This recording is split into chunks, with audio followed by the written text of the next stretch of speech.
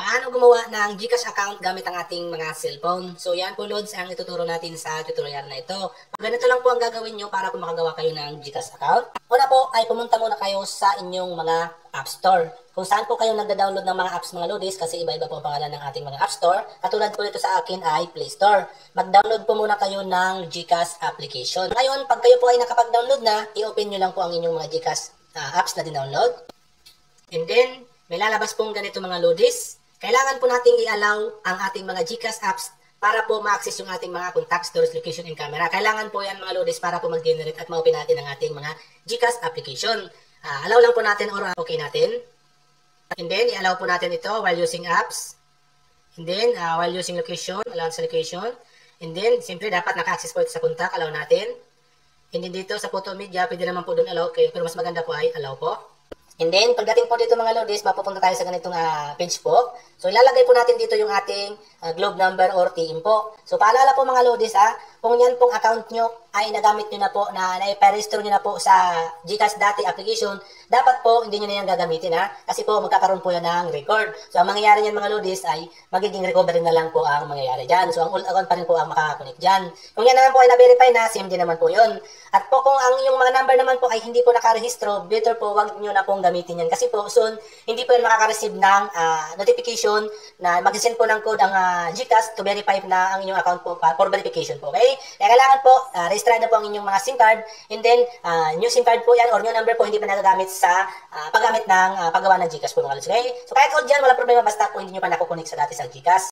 Enter nyo lang po dito ang number, and then, i-click nyo po itong next. And then, lalabas po ito. So dito po, magsisend po ng 6-digit code doon po sa number na ginamit natin dito. Kaya make sure po na yung number na yon ay mayroon pong signal. Pag okay na po, ready na po mag-receive ng code, i-click natin itong send code. Then magpa-process po yan, magsisend po yan ng code. Ngayon po, yung code na sinend doon sa inyo po, ilalagay nyo po yan dito. 6-digit po yan. Ngayon po, pag nalagay nyo na po yung 6-digit code, automatic po magpa-process yan. So ngayon po, lalabas po ito. Ayan po, new account. Click natin to.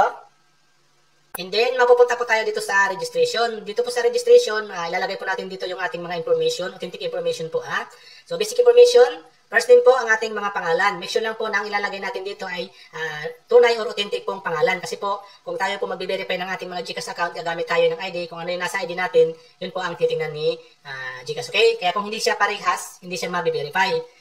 Later. Pag okay na po mga Lodis, make sure lang po na tama yung mga information na nilalagay nyo po dyan. I-double check nyo po, especially sa pangalan at birthday po. Hindi pag okay na po, i-click nyo na po itong next na to. Then, ipapa-review po yung inyong information. Check nyo po. Kung gusto nyo pong edit, i-back nyo po yan. Kung okay na po, na-confirm nyo na po, click nyo po itong confirm button na to. And then, dito po, magsisit na po tayo ng ating IMPIN. Itong IMPIN po, ito yung kailangan natin ilagay pag po tayo mag-open ng ating mga GCash application. So, make sure lang po na matatandaan nyo yung IMPIN na to. And then, siyempre, mas maganda po itago nyo. And then, kayo lang po ang nakakaalam. Wag na wag nyo po itong ibibigay sa kahit kanino man po mga Lods. Okay? So, halimbawa, new IMPIN po. And then, verify IMPIN. Same naman po yan mga Lods. Wag po, dapat hindi po siya magkaiba. Dapat same IMPIN po. Halimbawa, 123, 1234, 1234 din po ang nilalagay nyo dyan. So, pag nilagay nyo na po yung IMPIN nyo dyan, i-click nyo na po itong submit. And then, nalabas po ito. We have successfully created your GCash account. Congratulations po. Ayan, proceed to login mga Lodis. So, ibig sabihin, pag meron na po ganyan mga Lods, ibig sabihin po yan ay nakakreate na kayo ng inyong mga GCash account. So, ilalagin po natin mga Lods. Ayan, proceed to login tayo.